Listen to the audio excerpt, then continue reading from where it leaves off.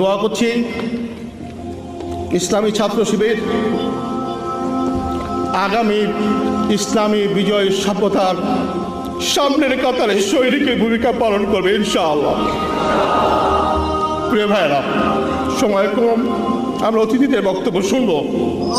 ধর্মহীন পাশ্চাত্য সভ্যতার আর দুনিয়াকে নেতৃত্ব দেওয়ার কোনো নৈতিক অধিকার নেই।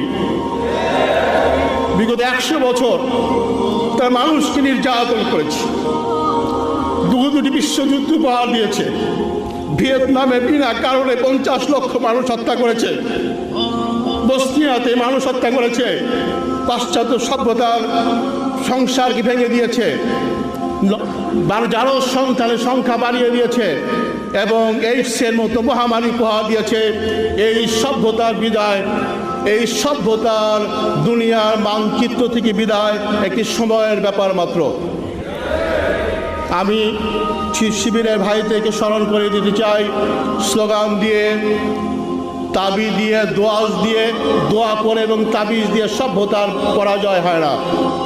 একটি উদীয়মান সভ্যতাকে, এই পরাজিত সভ্যতার প্রতিটি ক্ষেত্রে, প্রতিটি অঙ্গনে পরাজিত করতে হবে, যেমনটি আল্লাহ রসুল করেছিলেন তায়েফে, যেমন করেছিলেন বদরে মহিরে। আমি তোমাদেরকে এই সভ্যতাকে সমস্ত দিক থেকে গ্রহণ করবার জন্য নতুন সভ্যতার বিজয়ী সৈনিক